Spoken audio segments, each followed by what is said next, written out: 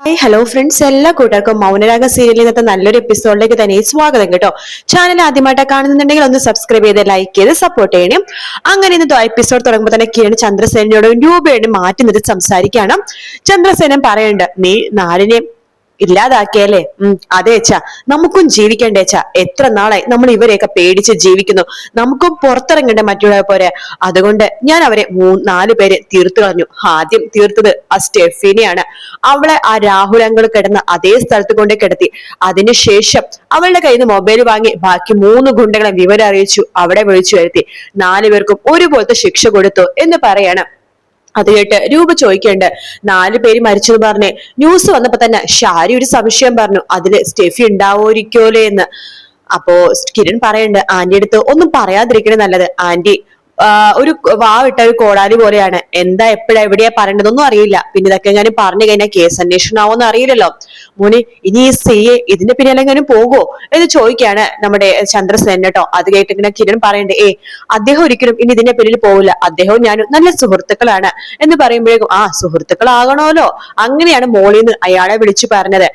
ഗംഗപ്രസാദ് മരിക്കേണ്ടവനാണ്, എന്നിട്ട് അയാളുടെ കേസിന് പിന്നാലെ പോകേണ്ടവ എല്ലാ ആവശ്യം അയാൾക്ക് ഉണ്ടായിരുന്നല്ലോ ഇവരുടെ സമയം കളയാനായിട്ട്. അതുകൊണ്ട് ഇനി അയാൾ ഇങ്ങനത്തെ കാര്യങ്ങളിലൊന്നും പോവില്ല. അതെ അച്ഛാ, അയാള് നല്ല മനുഷ്യനാണ് അച്ഛാ എന്നിങ്ങനെ പറയണ്ട്. ആ സമയത്ത് രൂപ പറയണ്ടോ, എന്നാലും ഇങ്ങനെയുണ്ടോ മനുഷ്യൻ? ആ സ്റ്റെഫിനെയും ആ കൂടെ നടക്കുന്നവരെയൊക്കെ സമ്മതിച്ചേ പറ്റൂ. ഇതുപോലത്തെ ഒരു മനുഷ്യരെ ഞാൻ കണ്ടിട്ടേ ഇല്ല. അത് കേട്ട് ചന്ദ്രസേനൻ പറയണ്ട്, എടോ താൻ അങ്ങനെ പറയല്ലേ, തന്റെ ആങ്ങളെയും ഇതുപോലത്തെ ഒരുത്തനായിരുന്നില്ലേ? താൻ എത്രമാത്രം അവനെ സ്നേഹിച്ചതാടോ, എന്നിട്ട് അവൻ തിരിച്ചു വന്നതോ എന്നിങ്ങനെ ചോദിക്കാണ്. കിരൺ പറയണ്ട്, ഇനി ഒരു ശത്രു ഉണ്ട്, അകത്ത് കിടക്കുന്നവൻ, ജയിലില് വിക്രമാദിത്യൻ. അവനെ പേടിക്കേണ്ട കാര്യമൊന്നുമില്ല എന്ന് കിരൺ പറയുമ്പോ രൂപ പറയണ്ട്, മോനെ അവനെയും പേടിക്കണം. അവനെ ബുദ്ധിക്ക് കുഴപ്പമൊന്നുമില്ലല്ലോ, അതുകൊണ്ട് അവനെയും നമ്മൾ പേടിച്ചേ പറ്റൂ എന്ന് പറയാണ്. ചന്ദ്രസേനൻ പറയണ്ട്, എന്നാലും ആ സ്റ്റെഫി എന്ന് പറഞ്ഞവളും അതുപോലെ തന്നെ ഗംഗ എന്ന് പറഞ്ഞവളായിരുന്നു ഗംഗ എന്ന് പറഞ്ഞവൻ ഏറ്റവും വലിയ ഭീഷണി അല്ലേ മോനെ? അതെ, നമ്മുടെ ശത്രുക്കളുടെ ഏറ്റവും കരുത്തര് അവർ രണ്ടുപേര് തന്നെയായിരുന്നു. എന്നാലും അവർ രണ്ടുപേരും തീർന്നല്ലോ, അതെന്നെ വലിയ സമാധാനം. എന്ന് ഞാൻ പോയിട്ട് വരട്ടെ കേട്ടോ എന്ന് പറഞ്ഞിട്ട് കിരൺ അവിടെ നിന്ന് പോവാണ്. കിരൺ പോയി കഴിയുമ്പോഴേക്കും ചന്ദ്രസേനും രൂപയും കൂടി ഹാളിലേക്ക് വരുമ്പോ ഷാരി ചോദിക്കണ്ടേ, കിരൺ മോൻ എന്താ പറഞ്ഞത് എന്ന് ചോദിക്കാണ്. അത് കേട്ട് ഷാരി പറയണ്ട, അതോ അവനൊരു ബിസിനസിന്റെ കാര്യം പറയായിരുന്നു. കോടിക്കണക്കിന് രൂപയുടെ ബിസിനസ് ആണ്. നിന്റെ മോൾ ഇപ്പൊ നല്ലൊരു എഞ്ചിനീയർ ആണല്ലോ, അതുകൊണ്ട് നിന്റെ മോൾക്കും അതിന് നല്ലൊരു പങ്ക് കിട്ടും എന്ന് പറഞ്ഞിട്ട് രൂപയും ചന്ദ്രസേന അവിടെ നിന്ന് പോകാണ്. അത് കേട്ട് ഷാരി, അതൊന്നും അല്ല പറഞ്ഞത്, വേറെ എന്തോ ആണ് പറഞ്ഞത്. മിക്കവാറും ആ 4 ഡെഡ് ബോഡിയിൽ ഒരെണ്ണം ആ സ്റ്റെഫിയുടെ ആയിരിക്കും എന്നൊക്കെ പറഞ്ഞിട്ട് ഷാരി അങ്ങനെ നിക്കാട്ടോ. അതിനുശേഷം കാണിക്കുന്നത് നമ്മുടെ സരയൂരിയാണ്. സരയൂരി കടയിൽ പോയിട്ട് പഴവും ബ്രെഡും സാധനങ്ങളൊക്കെ വാങ്ങിക്കുന്ന സമയത്ത് അവിടേക്ക് കിരൺ വരുവാണ്. കിരണെ കാണുമ്പോ സരയു, കിരണെ നീ എന്താ ഇവിടെ? നിന്നെ കാണാൻ തന്നെ വന്നതാണ്. ഇന്ന് വർക്ക് നേരത്തെ കഴിഞ്ഞോ നീ?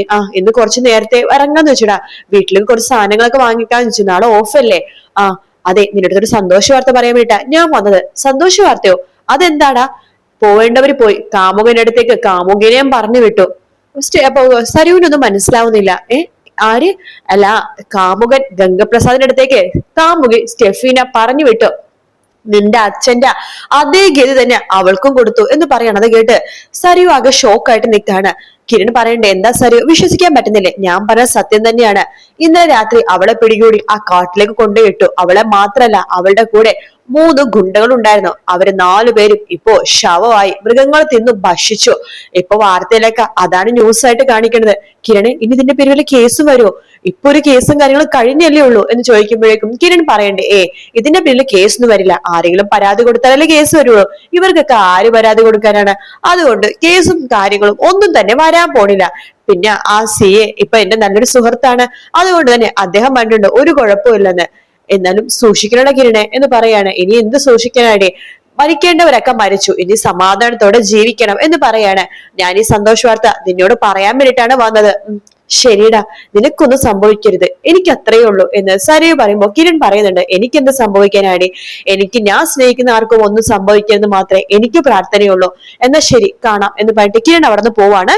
ഇതൊക്കെ കേട്ട് ഷോക്കായിട്ട് നിൽക്കാണ് നമ്മുടെ സരയു. അങ്ങനെ തന്നെ നിന്നിട്ട് തിരിച്ച് വീട്ടിലേക്ക് പോകുന്നുണ്ട് കേട്ടോ. പിന്നീട് കാണിക്കുന്നത് നമ്മുടെ വിക്രത്തിനെയാണ് കേട്ടോ. വിക്രത്ത് പരോൾ അനുവദിച്ചിട്ടുണ്ട്. ആ കാര്യം മനോഹർത്ത് പറയാണ്. ഞാൻ പരോളിന് പുറത്തേക്ക് പോവാണ്. നിനക്കിവിടെ ഫോണൊന്നും ഇല്ലാത്തതുകൊണ്ട് ഞാൻ പരോളിന് പോകുന്ന കാര്യം ആർക്കും പറയാൻ പറ്റുന്നതുകൊണ്ട് വിഷമത്തിലായിരിക്കും അല്ലെ. ആ നീ കത്തെഴുതടാ, കത്ത് 2-3 ദിവസം കിട്ടുമ്പോഴേക്കും ഞാൻ അവിടെ പോയിട്ട് ചെയ്യേണ്ട കാര്യങ്ങളൊക്കെ ചെയ്യും. എടാ ഞാൻ സ്നേഹിക്കുന്ന ആരെങ്കിലും നീ ഇല്ലാതാക്കിയാലുണ്ടല്ലോ, ഇല്ലാതാക്കിയ നീ എന്ത് ചെയ്യടാ, കൊന്നു കളയോടെ ഞാൻ നിന്നെ എന്ന് പിടിച്ച് അവര് പറഞ്ഞിട്ട് വഴക്കുണ്ടാക്കാട്ടെ. അത് കണ്ടിട്ട് അവിടുത്തെ വേറെ ജയിൽ പുള്ളി വന്ന് പറയണ്ടേ, എടാ വിക്രമേ, നിനക്ക് അച്ഛനുണ്ട്, അമ്മുമ്മയുണ്ട്, പെങ്ങന്മാരുണ്ട്, എല്ലാരും നല്ല സാമ്പത്തിക സ്ഥിതിയാണ്, നല്ല സ്നേഹിക്കാൻ അറിയാവുന്നവരാണ്, നല്ല സമൂഹത്തിൽ പേരും നിലയും വിലയുള്ളവരാണ്. എടാ നിനക്ക് അവരെ സ്നേഹിച്ച് മര്യാദക്ക് ജീവിച്ചുവിടടാ. പറ്റില്ലടോ, എന്റെ ജീവിതം ഇങ്ങനെ നശിപ്പിച്ചത് അവർ ഒറ്റൊരു കാരണമാണ്, ഒന്നിനെ ഞാൻ വെറുതെ വിടില്ല എന്ന് പറയാണ്. ആ സമയത്ത് മനോഹർ പറഞ്ഞു, ഇവനോടൊന്നും പറഞ്ഞ ഒരു കാര്യമില്ല ചേട്ടാ, ഇവനെയൊക്കെ കൊല്ലുവാണ് വേണ്ടത്. ആടാ കൊല്ലടാ എന്ന് പറഞ്ഞിട്ട് രണ്ടുപേരും കൂടി അടിപിടി കൂടട്ടെ. അത് കണ്ടിട്ട് വാർഡൻ അവിടേക്ക് വരുന്നുണ്ട്. എടാ എന്താണ് ഈ കാണിച്ചു കൂട്ടുന്നത്, പരോളിന് ഇറങ്ങുന്ന ഒരാളാണ് ഇത്ര പ്രശ്നം ഉണ്ടാക്കുന്നത്. സാറേ ഇവനെയൊക്കെ എന്തിനാണ് സാറേ പരോളിന് വിടുന്നത്, ഓരോരോ കുറ്റകൃത്യങ്ങൾ ചെയ്യാനാ ഇവൻ പരോളിന് ഇറങ്ങണത്. എടാ അവൻ പോയിണെങ്കിൽ പോയി ചെയ്യട്ടെടാ, എന്നിട്ട് ശിക്ഷയുടെ കാലാവധി കൂട്ടി അവൻ ഇവിടെങ്ങാനും കിടക്കട്ടെ, മറ്റുള്ളവർക്ക് സമാധാനമായിട്ട് ജീവിക്കാലോ. എടാ വിക്രമെ പോവാൻ നോക്കടാ എന്ന് പറഞ്ഞിട്ട് വിക്രത്തിന് അവിടെ നിന്ന് ആട്ടിപ്പായിക്കാണ്. അങ്ങനെ അവര് പോയി കഴിയുമ്പോഴേക്കും അവിടുത്തെ വേറൊരു ജയിൽ പുള്ളി മനോഹർ പറയണ്ടേ, ഇവന്റെയൊക്കെ ഒരു ജന്മം, ഞാനൊക്കെ ഒരു പരോള് കിട്ടാൻ കാത്തിരിക്കാണ് മനോഹറെ, എന്റെ ഭാര്യയെയും മക്കളെയും കാണാനായിട്ട്. ഇപ്പൊ നിന്റെ ഭാര്യ നിന്നെ സ്നേഹിക്കുന്നുണ്ടല്ലോ, ഇപ്പൊ നിനക്കും ആഗ്രഹമില്ലടാ പരോള് കിട്ടി അവരുടെ കൂടെ ഒക്കെ പോണോന്ന്. ഉണ്ട് ഏട്ടാ, പക്ഷെ ഇവന്റെയൊക്കെ എന്ത് ജന്മോ എന്ന് ഞാൻ ആലോചിക്കുന്നത്, എത്ര കിട്ടിയാലും പഠിക്കില്ല എന്ന് പറയുമ്പോഴേക്കും അത് അങ്ങനത്തെ കുറെ ജന്മമാടാ. എന്തായാലും നമുക്കും പരോള് കിട്ടുമ്പോ നമുക്ക് സുഖമായിട്ട് ജീവിക്കാൻ പറ്റുന്ന അവസരം ഉണ്ടാവട്ടെ എന്ന് നമുക്ക് വിചാരിക്കാം എന്നൊക്കെ പണ്ട് ആ ജയിൽ പുള്ളി അവിടെ നിന്ന് പോവാണ്. മനോഹറും ആകെ ടെൻഷൻ ആവട്ടെ, ഈശ്വര വിക്രം ഇനി പുറത്തിറങ്ങിയിട്ട് ആരെങ്കിലും അപകടപ്പെടുത്തോ എന്നുള്ള പേടിയാണ് മനോഹറിന്. അതിനുശേഷം കാണിക്കുന്നത് പ്രകാശിനെയാണ്. പ്രകാശൻ കല്യാണിയുടെ കൈ പിടിച്ച് പതുക്കെ നടത്തുവാട്ടോ. കല്യാണി ഇങ്ങനെ പ്രകാശിന്റെ കൈ പിടിച്ച് നടക്കുമ്പോ പ്രകാശ് ചോദിക്കുന്നു, മോളെ ഇപ്പൊ വേദനയുണ്ടോ? വേദനയൊന്നും ഇല്ല അച്ഛാ, അച്ഛനിങ്ങനെ കൈ പിടിച്ച് നടത്തുമ്പോഴേ എനിക്ക് നല്ല സുഖമുണ്ട്, വേദന ഒന്നും ഒട്ടും അറിയുന്നില്ല. അച്ഛൻ ചെറുപ്പത്തിൽ നിന്ന് കൈപിടിച്ച് നടത്തിയിട്ടില്ലല്ലോ, ഇപ്പൊ കൈപിടിച്ച് നടത്തുമ്പോഴേ ആ ഒരു സുഖവും ആ ഒരു സന്തോഷവും ഒക്കെ ഉണ്ട് എന്ന് പറയുമ്പോ പെട്ടെന്ന് തന്നെ പ്രകാശൻ അതിനെ കുറിച്ച് ആലോചിക്കാട്ടോ. അപ്പൊ പെട്ടെന്ന് തന്നെ നമ്മുടെ കല്യാണി പറയണ്ട, അച്ഛൻ എന്താ അതിനെ കുറിച്ച് ആലോചിക്കുന്നത്, ഇപ്പൊ അച്ഛനെയായി വേദന അല്ലേ, ഞാൻ അങ്ങനെ ഉദ്ദേശിച്ച് പറഞ്ഞല്ല അച്ഛ എന്ന് പറയുമ്പോ എനിക്ക് മനസ്സിലായി മോളെ, നല്ല പ്രായത്തിലൊന്നും നിന്നെ ഞാൻ നോക്കിയിട്ടില്ലല്ലോ എന്നിങ്ങനെ പറയാണ്. പെട്ടെന്ന് തന്നെയാണ് അവിടേക്ക് ലക്ഷ്മിയും കാർത്തികയും കൂടി വരുന്നത്. അതെ അറിഞ്ഞോ കാര്യം, ആ വിക്രം ജയിലിൽ നിന്ന് പരോളിൽ ഇറങ്ങിയിട്ടുണ്ടെന്ന് എന്ന് പറഞ്ഞിട്ട് പ്രകാശനാകെ ഞെട്ടുകയാണ്. അപ്പൊ കല്യാണി പറയണ്ട, അവൻ വരണമെങ്കിൽ വരട്ടെ മോളെ, നീയാണ് സൂക്ഷിക്കേണ്ടത്, നീ ഇങ്ങനെ ഇറങ്ങി നടക്കല്ലേ, അകത്തേക്ക് കയറി നിൽക്ക് എന്ന് പറയാണ്.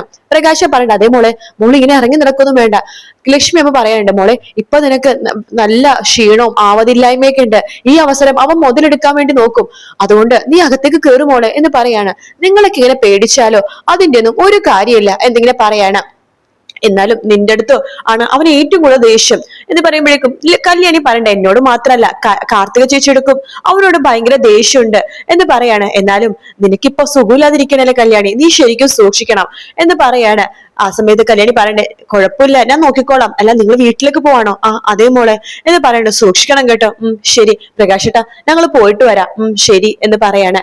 അതിനുശേഷം പ്രകാശം പറയണ്ട്, കല്യാണി നീ അകത്തേക്ക് കയറ്, അച്ഛൻ എന്തിനാ അച്ഛൻ ഇങ്ങനെ പേടിക്കണത്, കല്യാണി ഞാൻ പറയണത് നീ ഒന്ന് അനുസരിക്കേ, നീ അകത്തേക്ക് കയറൂ, ഈ അച്ഛന്റെ ഒരു കാര്യം എന്ന് പറയാണ്. അങ്ങനെ കല്യാണി അകത്തേക്ക് കയറുന്നുണ്ട്. പ്രകാശനാണെങ്കിൽ ദേഷ്യത്തില് വിക്രത്തിനെ കുറിച്ച് ആലോചിക്കുന്ന ഭാഗത്തോടെയാണ് ശരിക്കും ഇന്നത്തെ എപ്പിസോഡ് തീരുന്നത്. പക്ഷെ അതിനിടയിൽ ഒരു ഭാഗം കൂടി ഞാൻ പറയാൻ മറന്നു. നമ്മുടെ വിക്രം പരോളിൽ ഇറങ്ങുമ്പോൾ തന്നെ സരയു കാണാൻ വേണ്ടി പോകുന്നുണ്ട്. സരയു പറയണ്ട, വിക്രമെ ഞാൻ ആരും അറിയാതെ നിന്നെ കാണാൻ വന്നത്. സരയു എനിക്കൊരു കാര്യം അറിയണം, രാഹുലങ്കളിലെ കൊന്നത് കിരണാണോ, കാട്ടിലെ മൃഗങ്ങൾ വലിച്ചു കയറിയാണോ രാഹുലങ്കൾ മരിച്ചത്? അതേടാ രാഹുൽ എന്റെ അച്ഛൻ മരിച്ചത് അങ്ങനെ തന്നെയാണ്, എനിക്കൊന്ന് പൊട്ടിക്കരയാൻ പോലും പറ്റില്ല. നിനക്കറിയാവോ കല്യാണിനെ കൊല്ലാനുള്ള അവസരം അച്ഛൻ ഉണ്ടാക്കി കൊടുത്തത് ഞാനാ, പക്ഷെ എന്റെ അച്ഛനാ മരിച്ചത്, അവൾക്കൊന്നും സംഭവിച്ചില്ല. അവളൊരു എന്തൊരു ജന്മമാണ് എന്ന് വിക്രം പറയാണ്. സരയോ നീ നിന്റെ അച്ഛൻ ഉണ്ടാക്കി കൊടുത്ത പോലത്തെ ഒരു അവസരം എനിക്കും ഉണ്ടാക്കിത്താ സരയോ, ഞാൻ അവളെ ഇല്ലാതാക്കാം. എനിക്ക് ഏറ്റവും കൂടുതൽ ദേഷ്യം അവളോട് ആ കല്യാണം എടുത്ത് അതിനുശേഷം കാർത്തിക എടുത്ത് രണ്ടിനെയും കൊന്ന് കൊല വിളിച്ചിട്ട് ഞാൻ ജയിലിലേക്ക് പോയിക്കോളാം, നീ ഒരു അവസരം എനിക്ക് ഉണ്ടാക്കി തന്നാ മതി. പിന്നെ സരയോ നീ കരച്ചിലൊക്കെ കുറച്ച് ബാക്കി വെച്ചേക്ക്, കല്യാണി മരിക്കുമ്പോ നീ പൊട്ടിക്കരയണം, നിന്റെ കരച്ചിൽ കണ്ട് കിരണ് വരെ സഹതാപം തോന്നണം. അതേടാ എനിക്ക് എന്റെ കിരണിനെ തിരിച്ചു വേണം, നിനക്ക് കിട്ടും സരയോ, പക്ഷേ കല്യാണിനെ കൊന്ന് കൊല വിളിക്കണം, നീ അതിനുള്ള അവസരം ഉണ്ടാക്കിത്താ. നാളെ ഇതേ സമയം നമുക്ക് 10 മണിയാകുമ്പോ കാണാം, 10 മിനിറ്റ് അങ്ങോട്ടും ഇങ്ങോട്ടും മാറിയാലും കുഴപ്പമില്ല, കണ്ടിരിക്കണം. ശരിടാ എന്ന് പറഞ്ഞിട്ട് സരയു അവിടുന്ന് പോകുന്നുണ്ട്. അപ്പൊ ഈ ഒരു ഭാഗം അതിന്റെ ഇടയിലുണ്ട് കേട്ടോ. വീഡിയോ ഇഷ്ടപ്പെടുകയാണെന്നുണ്ടെങ്കിൽ ലൈക്ക് ചെയ്യാനും സബ്സ്ക്രൈബ് ചെയ്യാനും കമന്റ് ചെയ്യാനും മറക്കല്ലേ. മറ്റൊരു വീഡിയോ ആയിട്ട് കാണാം friends. Take care, bye bye.